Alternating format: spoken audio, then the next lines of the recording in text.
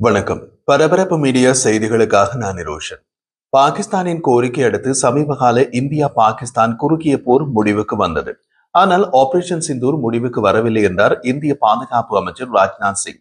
இந்தியாவில் மற்றொரு தீவிரவாத தாக்குதல் முயற்சி செய்யப்பட்டால் பாகிஸ்தான் மீது மீண்டும் தாக்குவோம் என்றார் அவர்.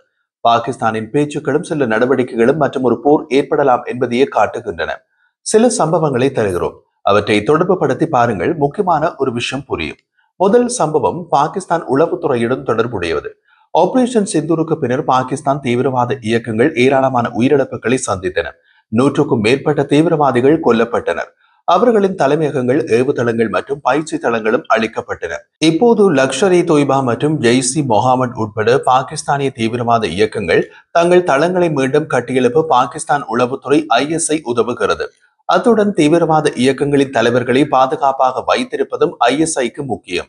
லஷ்கர் இ தொய்பா தலைவர் ஹாபிஸ் சயீத் மற்றும் ஜெய்ஸ் இ முகமது தலைவர் மசூத் அசாருக்கு பாகிஸ்தான் உளவுத்துறை ISI உயர்மட்ட பாதுகாப்பை வழங்கியுள்ளது.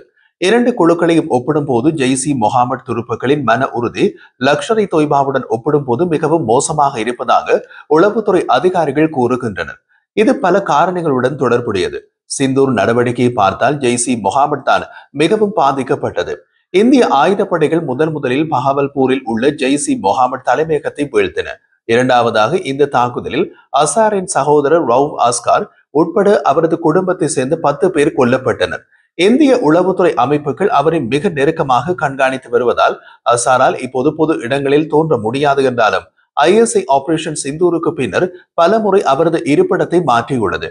கிட்டத்தட்ட 10 நாட்களாக அவர் ராவல்பிண்டியில் உள்ள ஒரு பாதுகாப்பான வீட்டில் வைக்கப்பட்டார். இதன் விளைவாக பாகிஸ்தானின் முன்னாள் வெளியுறவு அமைச்சர் பிலாவல் பூட்டோ அசார் ஆப்கானிஸ்தானுக்கு சென்றதாக திசை திருப்பல் கதையை கூறியிருந்தார். அவரை இந்திய உளவுத்துறைகளின் ராடாரில் இருந்து விலக்கி வைக்க பல இடங்களுக்கு மாற்றிய போது அவர் பஹவல்பூருக்கு அருகில் எங்கும் தங்க வைக்கப்படக்கூடாது என்பதில் ISI உறுதியாக இருந்தது. மேலும் ஜெய்ஸ் இ முகமது தனது தலைமையகத்தினை பழைய இடத்தில் மீண்டும் கட்ட வேண்டாம் என்று முடிவு செய்துள்ளது.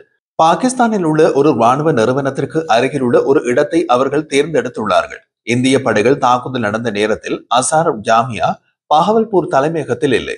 ஜெய்ஸ் இ முகமது ஜாமியா பஹவல்பூர் தலைமையகத்தின் பெயர் சுப்தான் அல்லா. அவர் நகரத்தின் மக்கள் தொகை கொண்ட பகுதியில் அமைந்துள்ள ஒரு மசூதியான ஜாமியா உஸ்மான் ஓ அலி என்ற மசூதியில் இருந்தார் என்று பின்னர் தெரிய வந்தது. அவரது பழைய வீடு இங்குதான் உள்ளது. அது ஒரு மருத்துவமனைக்கு அருகில் உள்ளது. இருப்பினும் தாக்குதலுக்கு பின்னர் அவர் தனது பழைய இல்லத்திலிருந்து உடனடியாக மாற்றப்பட்டார். பஹாவல்பூர் தலைமையகத்தில் இருந்து கிட்டத்தட்ட 1200 கிலோமீட்டர் தொலைவில் உள்ள கில்கிட் பாலிஸ்தானுக்கு கூட அவர் ISIயால் அழைத்துச் செல்லப்பட்டார். அங்கு அவர் ஸ்கர்டுவில் தங்கியிருந்தார். அவரை கண்காணிக்க இந்திய உளவுத்துறை அமைப்புகள் அவர் இருந்த இடத்தில் கிட்டத்தட்ட 20 நாட்கள் இருந்ததை அறிந்தன. இந்த காலகட்டத்தில் அவர் 2 வெவ்வேறு மசூதிகளுக்கு இடையில் செல்ல வேண்டிய கட்டாயம் ஏற்பட்டது. அதே நேரத்தில் அவர் முதலில் ஒரு மദ്രസா மத பள்ளியிலும் பின்னர் ஒரு அரசாங்க விருந்தினர் இல்லத்திலும் தங்க வைக்கப்பட்டார்.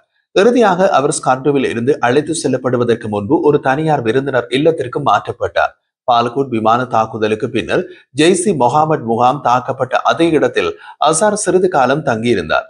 இஸ்லாமாபாத்தில் உள்ள ஒரு பாதுகாப்பான வீட்டில் தங்க வைக்கப்பட்டுள்ளதாக நம்பப்படும் ஹாபிஸ் சயீத் மற்றும் ஹிஸ்புல் முஜாஹிதீன் தலைவர் சையத் சலாவுதீன் ஆகியோருக்கும் ISI கடுமையான பாதுகாப்பு கொடுத்து வருகிறது.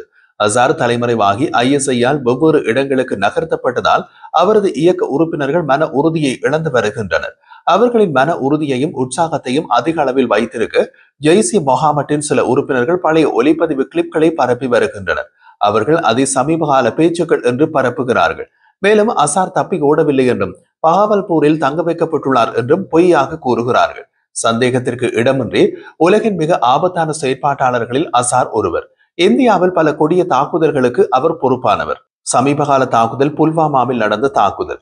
இந்திய சிறையிலிருந்து அவரை விடுவிப்பதற்காக அவரது ஆட்கள் இந்திய ஏர்லைன்ஸ் IC-814 விமான கடத்தலை திட்டமிட்டனர். விடுதலையான பின்னர் அவர் ஜெய்ஸ் இ முகமதை நிறுவினார். மேலும் அவர்களின் முதல் தாக்குதல்களில் ஒன்று இந்திய நாடாளுமன்றத்தின் மீது தொடுக்கப்பட்டது. இது ஒரு தகவல்.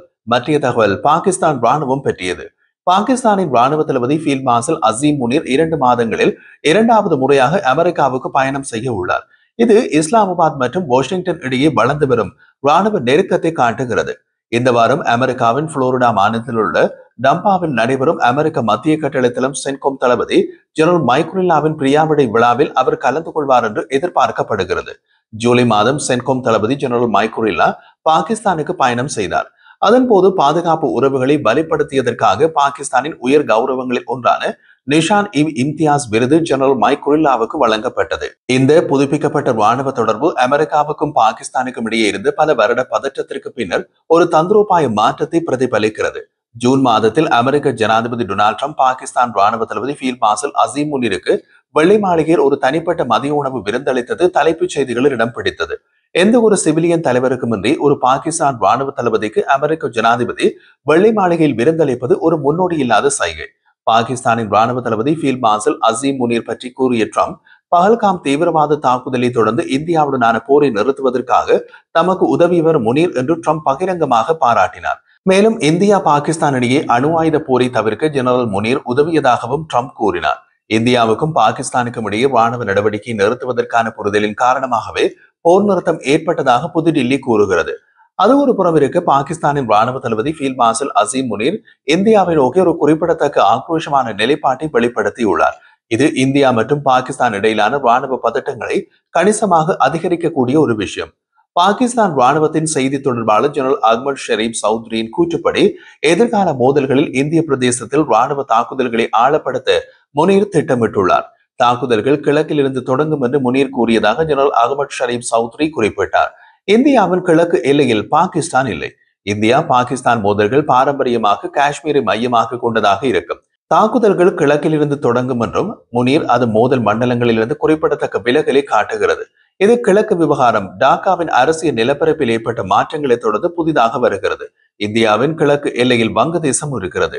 இது வங்கதேசத்தை உள்ளடக்கியதாக இருக்கக்கூடிய இந்தியாவின் கிழக்கு பகுதி வழியாக ஒரு புதிய முன்னணியை பாகிஸ்தான் திறப்பதை குறிக்கிறது. அசாம் மற்றும் திரிபுரா போன்ற வடகிழக்கு இந்திய மாநிலங்களில் உள்ள எல்லைகளின் பலவீனமான பாதுகாப்பு நிலையை பயன்படுத்த பார்க்கிறதா என்ற கேள்வி எழுகின்றது. ஆனால் அது சாத்தியமா? அது மறைமுக போர், ஸ்லீப்பர் செல்கள் மற்றும் பங்களாதேஷை தளமாக கொண்டு ஜிகாதி நெட்வொர்க்குகள் மூலம் ஆதரிக்கப்படும் ஒழுங்கற்ற படைகள் மூலம் சாத்தியமாகும். இந்த பல்முனை அணுகுமுறை இந்திய ராணுவ வளங்களை விரிவுபடுத்துவதையும் புதுடில்லி தனது கவனத்தையும் படைகளையும் பிரிக்க கட்டாயப்படுத்துவதன் மூலம் அவர்களின் தற்காப்பு உக்தியை சிக்கலாக்குவதையும் நோக்கமாக வைத்திருக்கலாம். முனீரின் சொல்லாட்சி ராணுவ கருத்துக்களுக்கு அப்பால் சித்தாந்த கட்டமைப்புக்குள் அதிகரித்துள்ளது. பஹல்காம் தீவிரவாத தாக்குதலுக்கு சில நாட்களுக்கு முன்பு ஏப்ரல் 16ஆம் தேதி அவர் ஆற்றிய தீக்குளிக்கும் உரையில் அவர் காஷ்மீரை பாகிஸ்தானின் கழுத்து நரம்பு என்று அறிவித்தார். காஷ்மீரி போராட்டங்களுக்கு அசைக்க முடியாத ஆதரவை உறுதியளித்தார். அவர் அமைதியான ராஜதந்திரத்தை விரும்பினார். முனீர் தீவிரப்படுத்தல் மற்றும் நேரடி மோதலில் அதிக சாய்ந்ததாக தெரிகின்றது. உதாரணமாக, காஷ்மீரில் தீவிரவாத தாக்குதல்களை தொடர்ந்து பாகிஸ்தானில் உள்ள தீவிரவாத முகாம்கள் மற்றும் விமான தளங்களை குறிவைத்த ஆபரேஷன் சிந்தூரின் போது இந்தியாவின் விமான தாக்குதல்களுக்கு பின்னர் அவர் சர்வதேச ராஜதந்திர அழுத்தத்தை எதிர்த்தார். பாகிஸ்தானில் முனீரின் அதிகாரம் ஒருங்கிணைக்கப்பட்டு வளர்ந்து வருகின்றது.